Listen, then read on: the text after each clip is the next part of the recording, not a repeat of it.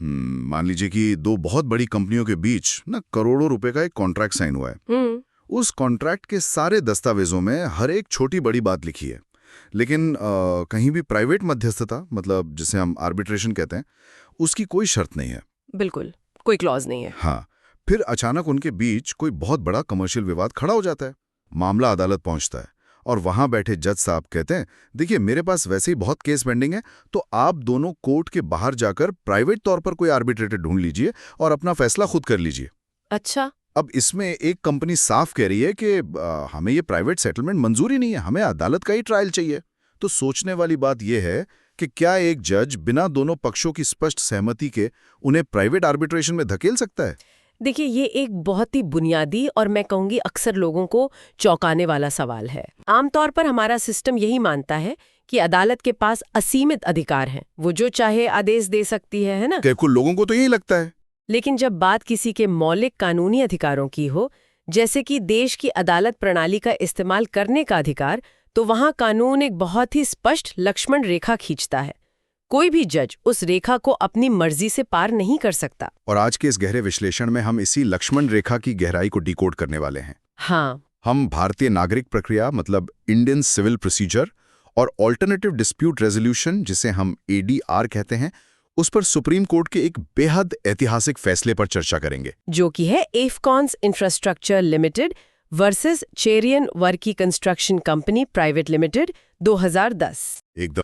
तो supreme court ने ना इस मामले की सुनवाई करते हुए शुरुआत में ही कोर मुद्दे को एकदम क्लियर कर दिया था। उन्होंने कहा था, the general scope of section 89 of the code of civil procedure and the question whether the said section empowers the court to refer the parties to a suit to arbitration without the consent of both parties arise for consideration in this appeal. इस एक line ने पूरे civil justice system की नींव को टटोल लिया। बिल्कुल। क्योंकि सेक्शन 89 जो कोर्ट की बाहर सेटलमेंट की बात करता है, उसका दायरा आखिर कितना बड़ा है? क्या ये सच में अदालत को ये ताकत देता है कि वो बिना सहमति के पक्षों को आर्बिट्रेशन में भेज दे? यही तो सबसे बड़ा सवाल था। हाँ, तो इस सवाल का जवाब ढूंढने के लिए हमें इस विवाद की जड़ों में जाना होगा। तो इस कहानी की शुरुआत होती है कोचिन पोर्ट ट्रस्ट से। उन्होंने एफकॉन्स नाम की कंपनी को कुछ पुल और सड़कें बनाने का एक बहुत बड़ा कॉन्ट्रैक्ट दिया। इसके बाद एफकॉन्स ने इस भारी भरकम प्रोजेक्ट का एक हिस्सा चेरियन वर्की कंस्ट्रक्शन कंपनी को सब कॉन्ट्रैक्ट कर दिया। काम शुरू हुआ, लेकिन जैसा कि इंफ्रास्ट्रक्चर प्रोजेक्ट्स में अक्सर होता ही है, पेमेंट्स और काम की क्वालिटी को लेकर दोनों के बीच गंभीर विवाद हो गया। और यहीं से उस कानूनी लड़ाई की नींव पड़ी जिसने सिस्टम को हिलाकर रख दिया। बिल्कुल। सुप्रीम कोर्ट ने इस मामले के तथ्यों को देखते हुए एक बहुत ही महत्वपूर्ण बात नोट की। मैं वो लाइन पढ़ती हूँ। It is not in dispute that the agreement between the appellants and the first respondent did not contain any provision for reference of the disputes to arbitration. मतलब कोई गुंजाइश ही नहीं थी। एकदम। इसका सीधा अर्थ ये है कि एफकॉन्स और चेरियन वर्के के बीच जो कमर्शियल एग्रीमेंट था, उसमें आर्बिट्रेशन का कोई भी क्लॉज मौजूद ही नहीं था। ये बहुत अहम बात है। अगर एग्रीमेंट में क्लॉज नहीं है, तो मतलब दोनों पक्षों ने पहले से ये तय नहीं किया था कि विवाद होने पर वो प्राइवेट कोर्ट जाएंगे। सही कहा। फिर भी चेरियन वर्के ने 2.1 करोड़ रुपए की रिकवरी के लिए ट्रायल कोर्ट में केस दायर कर दिया। और यहाँ कहानी में एक अजीब मोड़ आता है। उन्होंने खुद अदालत में सेक्शन 89 के तहत एक एप्लीकेशन लगा दी कि अदालत खुद समझौते की शर्तें तय करे और मामले को आर्बिट्रेशन के लिए भेज दे, जो कि काफी अजीब था। हाँ, अब जाहिर है एफकॉन्स ने इसका कड़ा विरोध किया। फैसले की लाइन है, they were not agreeable for referring the matter to arbitration और any of the other ADR processes under section 89 of the code. मतलब उन्होंने पूरी तरह से इनकार कर दिया। बिल्कुल, उन्होंने साफ मना कर दिया।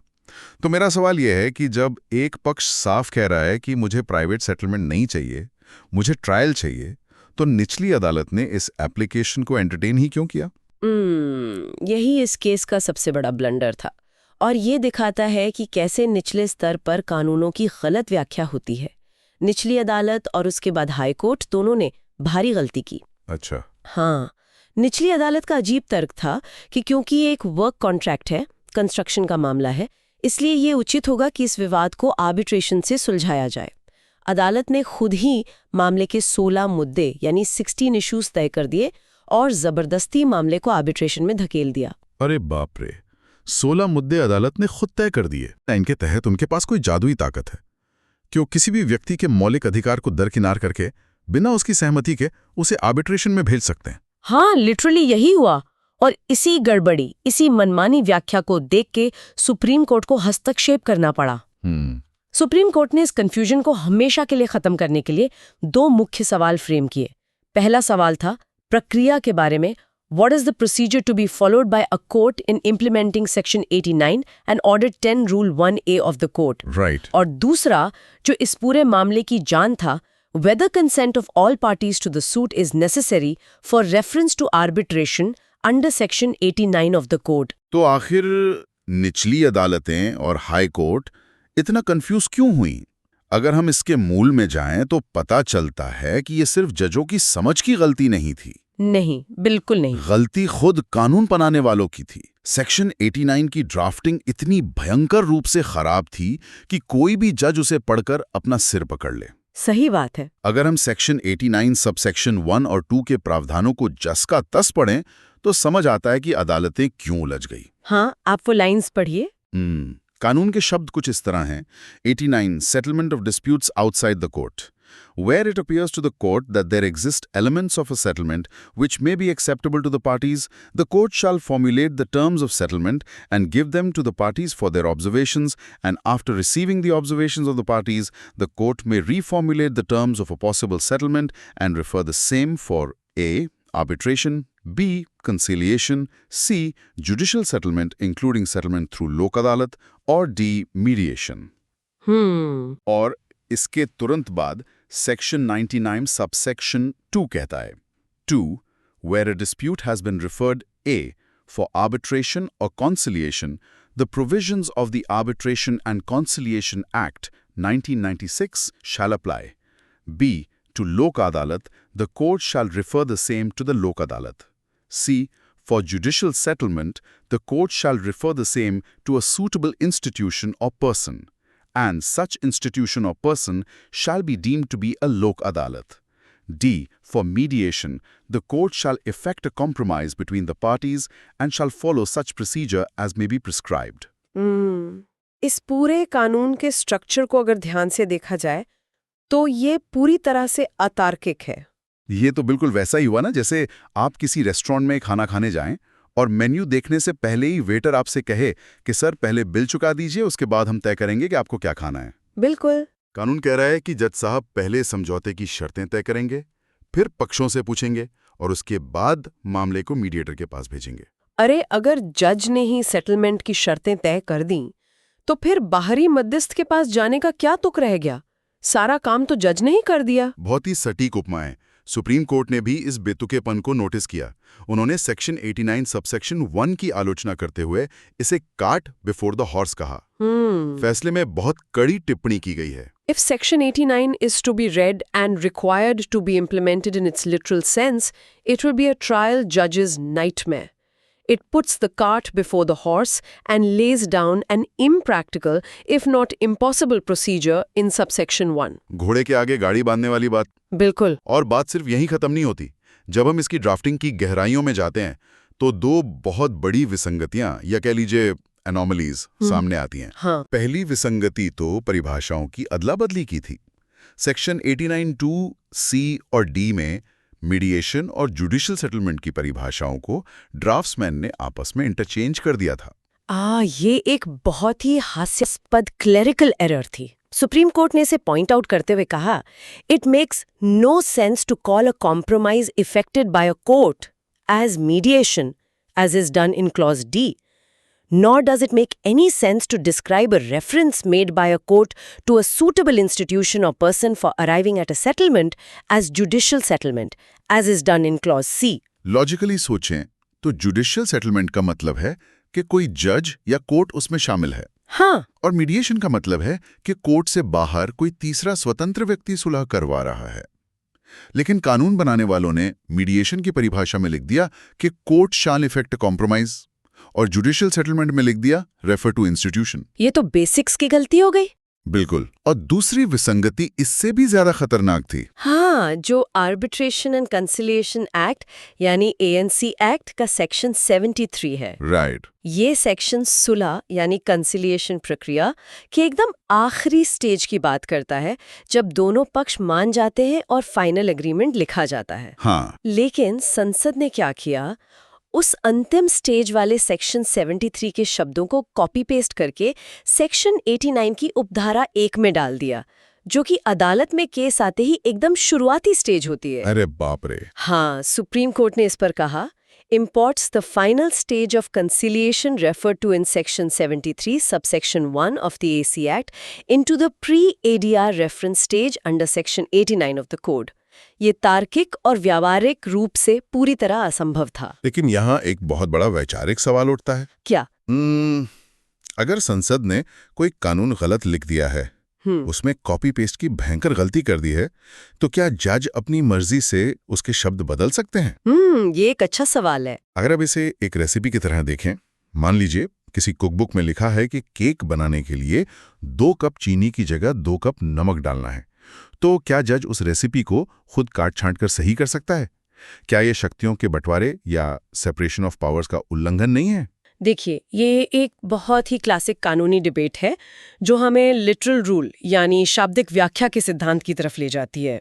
सुप्रीम कोर्ट इस बात को बहुत अच्छे से समझता था। अच्छा। उन्होंने खुद इस सिद्धांत को स्वीकार करते हुए फैसले में स्पष्ट किया, where the words of the statute are clear and unambiguous, the provision should be given its plain and normal meaning without adding or rejecting any words. Legislative wisdom cannot be replaced by the judge's views. तो अगर जज विधायिका की बुद्धिमत्ता को replace नहीं कर सकते, तो उन्होंने इस कानून को ठीक कैसे किया? यहीं पर पर्पसिव कंस्ट्रक्शन यानी उद्देश्यपूर्ण व्याख्या का कॉन्सेप्ट आता है। जब कानून के शाब्दिक अर्थ को लागू करने से नतीजे इतने बेतुके हो जाएं कि कानून का असली उद्देश्य ही खत्म हो जाए, जैसे आपके केक में 2 कप नमक डलने से केक बर्बाद हो जाएगा, तब अदालतें कानून के पीछे के उद्देश्य को देखती हैं। समझ गया। इसके लिए सुप्रीम कोर्ट ने हाउस ऑफ लॉर्ड्स के Stock v Frank Jones case का हवाला दिया। इस केस में एक 4 पॉइंट टेस्ट दिया गया था। अदालत इन 4 शर्तों के पूरा होने पर ही कानून के शब्दों में बदलाव कर सकती है। वो 4 शर्तें क्या हैं? मैं वो चारों शर्तें बताती हूँ। पहली है 1. There is clear and gross balance of anomaly. मतलब कोई बहुत बड़ी और स्पष्ट विसंगति होनी चाहिए। बिल्कुल। दूसरी 2. Parliament, the legislative promoters and the draftsman could not have envisaged such anomaly and could not have been prepared to accept it. मतलब संसद ने खुद कभी सपने में भी नहीं सोचा होगा कि इस कानून का ऐसा उल्टा मतलब निकलेगा। हाँ। तीसरी शर्त, the anomaly can be obviated without detriment to such a legislative objective. Right. मतलब अगर हम इस गलती को सुधारें तो कानून का जो मूल उद्देश्य है, जैसे कि मामलों को जल्दी सुलझाना, उसे कोई नुकसान नहीं पहुंचना चाहिए। एकदम सही। और चौथी शर्त, For the language of the statute is susceptible of the modification required to obviate the anomaly. मतलब कानून की भाषा में इतनी गुंजाइश होनी चाहिए कि हम उसे थोड़ा सा मॉडिफाई कर सकें। हाँ, और सुप्रीम कोर्ट ने पाया कि सेक्शन 89 में ये चारों शर्तें पूरी तरह से फिट बैठती हैं। अच्छा। इसलिए इस डेडलॉक को तोड़ने और कानून को काम करने लायक बनाने के लिए सुप्रीम कोर्ट ने एक बेहद स्मार्ट समाधान निकाला। उन्होंने कहा कि ट्रायल जजेस को टर्म्स ऑफ सेटलमेंट बनाने की कोई जरूरत नहीं है।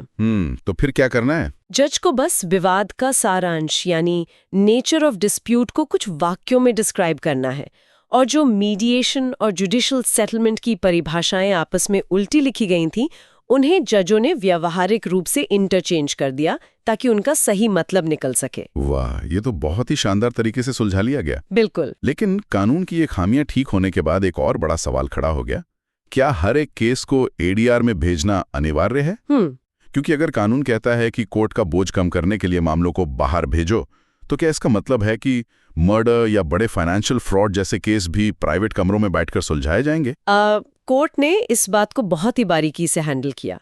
उन्होंने एक बहुत ही स्पष्ट लकीर खींची। उन्होंने कहा कि मामले की सुनवाई करना अनिवार्य है, लेकिन उसे बाहर भेजना अनिवार्य नहीं है। मतलब असेसमेंट करना जरूरी है। हाँ, कोर्ट के शब्द हैं, Therefore, having a hearing after completion of pleadings to consider recourse to ADR process under Section 89 of the Court is mandatory, but actual reference to an ADR process in all cases is not mandatory. Where the case is unsuited for reference, the court will have to briefly record the reasons. इसका मतलब जज को दोनों पक्षों को सुनकर ये देखना ही होगा कि क्या इस केस में समझौते की कोई भी गुंजाइश है। बिल्कुल। और अगर केस उपयुक्त नहीं है तो जज को कारण लिखना होगा। और सुप्रीम कोर्ट ने बकायदा एक पूरी लिस्ट दी है कि कौन से केस एडीआर के लिए बिल्कुल अनसूटेबल हैं, यानी अनुपयुक्त है। हाँ, वो लिस्ट बहुत दिलचस्प है। मैं वो लिस्ट पढ़ता हूँ। कोर्ट ने कहा, I representative suits under Order 1, Rule 8 CPC, which involve public interest. देखिए, अगर हम रिप्रेजेंटेटिव सूट्स की बात करें तो ये वो मामले हैं जहां एक व्यक्ति पूरे समुदाय या समूह की तरफ से केस लड़ रहा होता है। ऐसे केस जिनमें पब्लिक इंटरेस्ट जुड़ा हो, आप उन्हें बंद कमरे में दो वकीलों के बीच मीडिएशन से नहीं सुलझा सकते। बिल्कुल सही। फिर दूसरा पॉइंट था II, Disputes relating to election to public offices. हाँ, जहां पूरी डेमोक्रेसी दांव पर है, वो भी प्राइवेट सेटलमेंट के दायरे से बाहर है। और तीसरा 3, Cases involving grant of authority by the court after inquiry, as for example, suits for grant of probate or letters of administration. Grant of probate वाले केस का मतलब है जहां अदालत किसी वसीयत को प्रमाणित करती है। एक प्राइवेट मीडिएटर किसी पब्लिक डॉक्यूमेंट या वसीयत पर सरकारी मोहर कैसे लगा सकता है? ये तो सिर्फ अदालत ही कर सकती है। सही बात है। चौथा है VI, Cases involving serious and specific allegations of fraud, fabrication of documents, forgery, impersonation, coercion, etc. Point है V, Cases requiring protection of courts, as for example, claims against minors, deities, and mentally challenged, and suits for declaration of title against government. और आखिरी है V, Cases involving prosecution for criminal offenses. बिल्कुल, अदालत की खुली trial ऐसे मामलों के लिए जरूरी है। लेकिन दूसरी तरफ कोर्ट ने सूटेबल यानी उपयुक्त केसों की भी एक विस्तृत सूची दी जहां एडीआर चमत्कार कर सकता है। हाँ, वो भी बताइए। कोर्ट ने कहा, I all cases relating to trade, commerce and contracts. Commercial विवादों में कंपनियों को जल्दी फैसला चाहिए होता है ताकि उनका पैसा ना फंसे। बिल्कुल। फिर दूसरा II, all cases arising from strained or soured relationships like matrimonial or child custody. हाँ, वैवाहिक विवादों में अदालतें जानती हैं कि एक लंबा और कड़वा ट्रायल रिश्तों को हमेशा के लिए खत्म कर देता है। वहाँ एक संवेदनशील मीडिएटर की ही जरूरत होती है। सही कहा।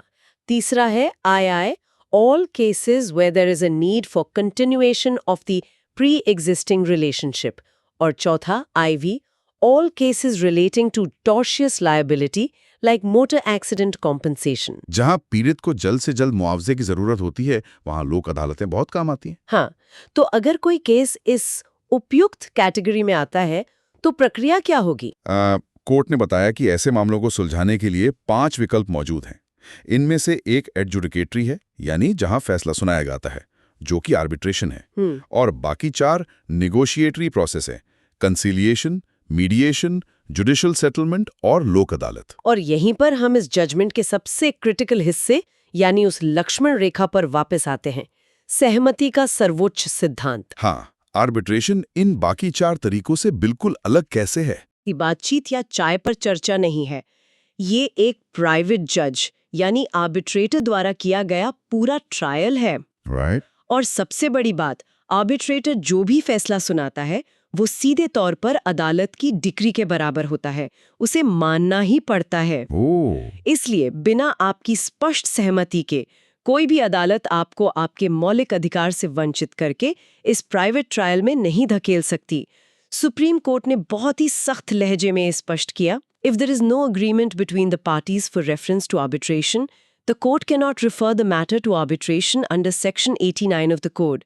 A court has no power, authority or jurisdiction to refer unwilling parties to arbitration if there is no arbitration agreement. ये बहुत ही पावरफुल है। कोई भी जज अपने जुरिस्डिक्शन से बाहर जाकर अनचाहे पक्षों पर प्राइवेट आर्बिट्रेशन नहीं थोप सकता। बिल्कुल नहीं। और अगर मैं सही समझ रहा हूँ तो कंसिलिएशन मतलब सुलह के लिए भी यही नियम लागू होता है? हाँ, एकदम।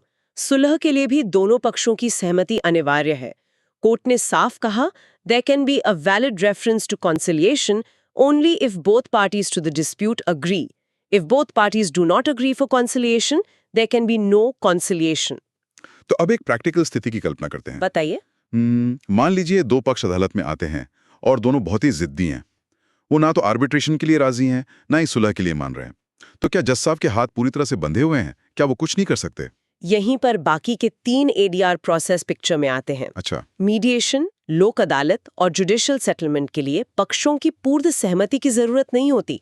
अगर जज को मामले के तथ्य देखकर लगता है कि इनमें समझौते की गुंजाइश है, तो वो अपनी मर्जी से यानी यूनिलैटरली मामले को इन तीनों में से किसी एक में भेज सकते हैं। लेकिन एक सेकंड, अगर जज ने मुझे जबरदस्ती लोक अदालत या मीडिएशन में भेज दिया और वहां कोई समझौता हो गया, तो उसका कानूनी प्रभाव क्या होगा? आर्बिट्रेशन का फैसला तो सीधा डिक्री बन जाता है, लेकिन इन तीनों प्रक्रियाओं में जो सेटलमेंट होता है उसे लागू कैसे करवाया जाता है? देखिए, इन मामलों में अदालत का नियंत्रण और साया पूरे प्रोसेस पर बना रहता है।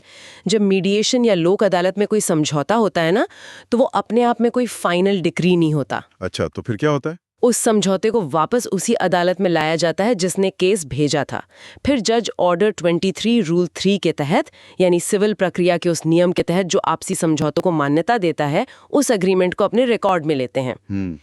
जज ये देखते हैं कि समझौता कानूनी रूप से सही है या नहीं, और उसके बाद अदालत उस पर अपनी मोहर लगाकर डिक्री पास करती है। चलिए, इस पूरी जटिल प्रक्रिया के रोड मैप को एक बार स्टेप बाय स्टेप समेटते हैं। बिल्कुल। सुप्रीम कोर्ट ने देश भर के ट्रायल कोर्ट्स के लिए गाइडलाइन दी कि आखिर किस स्टेज पर जज को यह तय करना चाहिए कि केस को ADR में भेजा जाए या नहीं।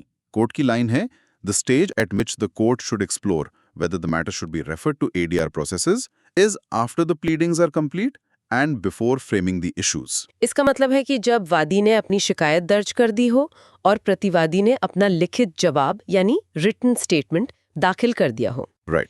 इस स्टेज पर अदालत के सामने दोनों पक्षों के दावे स्पष्ट होते हैं, लेकिन अदालत ने अभी तक मुख्य विवादित मुद्दे या इश्यूज तय नहीं किए होते। लेकिन पारिवारिक मामलों में अदालत ने एक बहुत ही अलग अप्रोच अपनाई है। हाँ, बहुत अलग। उन्होंने कहा कि पारिवारिक विवादों में प्लीडिंग्स कंप्लीट होने का इंतजार करना खतरनाक हो सकता है, इसलिए पारिवारिक मामलों के लिए सही समय है। The ideal stage for mediation will be immediately after service of respondent and before the respondent files objections, written statements. इसके पीछे बहुत गहरी साइकोलॉजी है। वो कैसे? पारिवारिक मामलों में जब प्रतिवादी अपना लिखित जवाब कोर्ट में दाखिल करता है, तो अक्सर वो अपने बचाव में दूसरे पक्ष पर बहुत ही कड़वे और अपमानजनक आरोप लगा देता है। हाँ, ये तो होता है। एक बार जब वो जहर अदालत के रिकॉर्ड में दर्ज हो जाता है ना, तो रिश्तों में समझौते की गुंजाइश लगभग खत्म हो जाती है। इसलिए कोर्ट चाहता है कि वो कड़वाहट कागजों पर आने से पहले ही उन्हें मीडिएशन में भेज दिया जाए। ये थॉट प्रोसेस वाकई काबिल तारीफ है, लेकिन एक और डर होता है, बायस यानी पक्षपात का। मान लीजिए कोई जज साहब खुद जुडिशियल सेटलमेंट के तहत मेरा समझौता कराने की कोशिश कर रहे हैं। उन्होंने कहा कि थोड़ा तुम झुक जाओ, थोड़ा वो झुक जाए, लेकिन मुझे उनका प्रस्ताव सही नहीं लगा और मैंने समझौते से मना कर दिया। अच्छा, तो क्या बाद में ट्रायल के दौरान जज साहब मुझसे चिढ़ नहीं जाएंगे? क्या वो मेरे खिलाफ फैसला नहीं सुना देंगे क्योंकि मैंने उनकी बात नहीं मानी? ये एक बहुत ही जायज डर है और सुप्रीम कोर्ट ने इस मानवीय मनोविज्ञान को समझा। इस डर को खत्म करने के लिए फैसले में एक बहुत ही सख्त चेतावनी दी गई। क्या चेतावनी थी? उन्होंने कहा, if the judge in charge of the case assists the parties and if settlement negotiations fail, he should not deal with the adjudication of the matter to avoid apprehensions of bias and prejudice. मतलब जज को वो case छोड़ देना होगा? बिल्कुल। अगर कोई जज सेटलमेंट कराने में शामिल होता है और वो विफल हो जाता है, तो उस जज को वो केस तुरंत छोड़ देना चाहिए।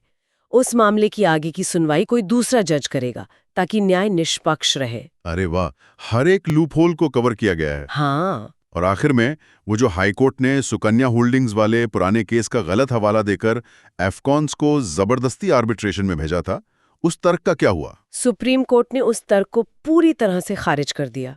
उन्होंने स्पष्ट किया कि निचली अदालतों ने उस केस को बिल्कुल गलत समझा है।